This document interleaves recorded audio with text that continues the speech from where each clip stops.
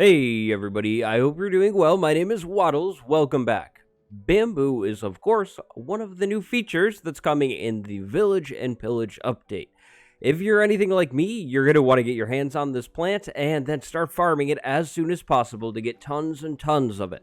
Today, I have 3 different bamboo farms that I'm going to showcase and kind of show off how to build in a way. I'm not going to do an in-depth tutorial on each farm because they all are pretty simple, but I have laid out all of the materials that you'll need to get in case you want to build each farm. Now in this video, I have a very simple farm, a bit more of a complex farm, and then what I believe to be the perfect bamboo farm. If you enjoy the video, please drop a like and consider subscribing.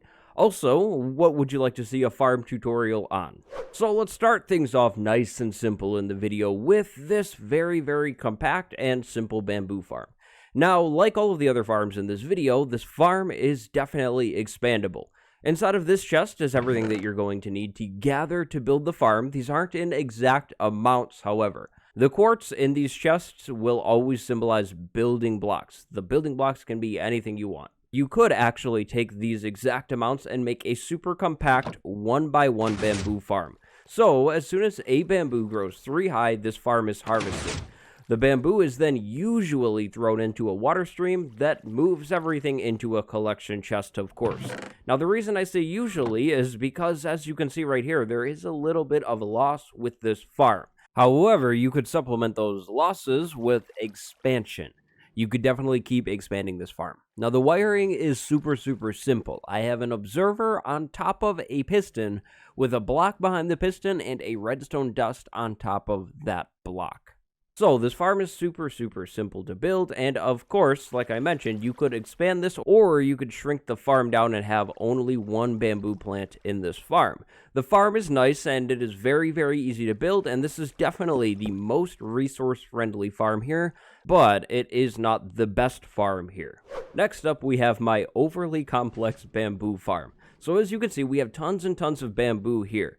As soon as we power this little block pusher, all of the bamboo will get harvested. Now the thing is very noisy. Now, to step things up even farther, we can make this farm fully automatic by connecting a hopper clock to these redstone lamps. Then the redstone lamps will change states on their own, and the observers will detect that state change and move the bamboo breaker back and forth. Now, as you can see, there are a whole lot of losses with this farm, and that's because I didn't fully box it in. If you built these obsidian walls higher up, you would have a fully boxed in farm, and then you would, of course, not have any bamboo floating on the edges here. You could build your obsidian box 16 blocks tall, because I believe at this moment in time, that is how tall bamboo will grow.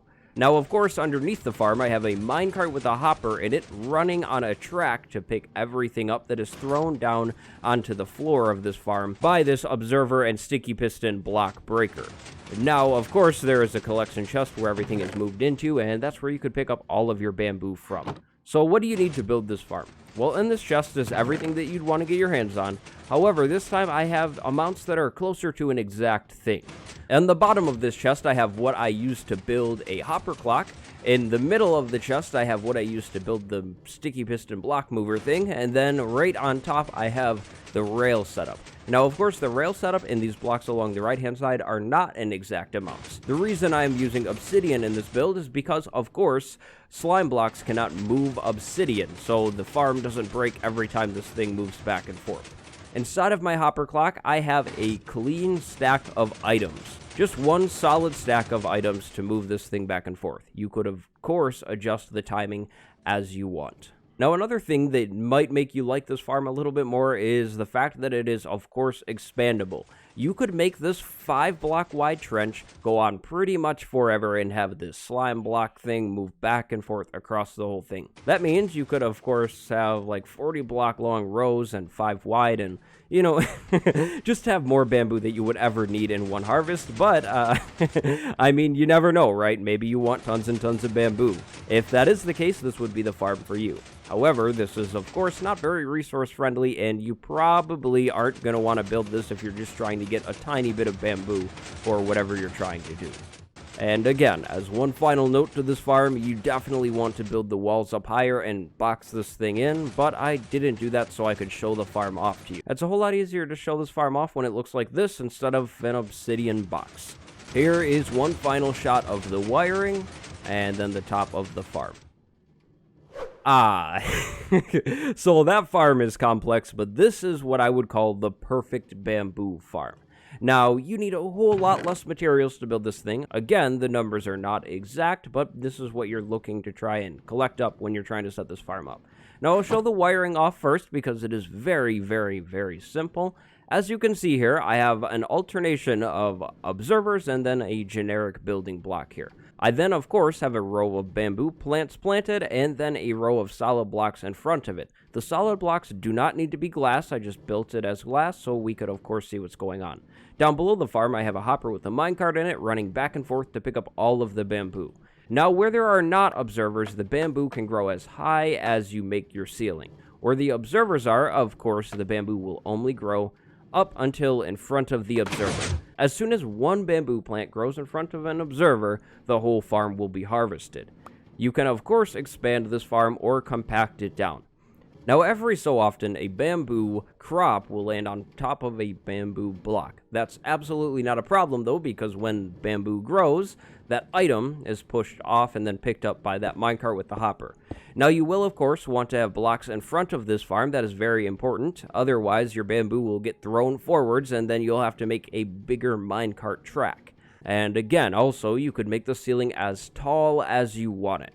I figured that alternating between observers and solid normal building blocks would create the opportunity for some of these bamboo plants to just keep growing and get very, very tall, perhaps before the farm could harvest, which might be kind of nice. However, if you didn't want that option, you could, of course, put observers on top of every piston and pretty much have a more compact version of the first farm that I showed off. This final farm is completely lossless and I would say decently efficient while still being resource friendly.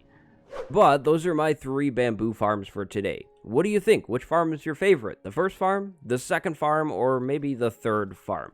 Would you like an in-depth tutorial on any of these? If that is the case, make sure you ask me down below. I could definitely work on that.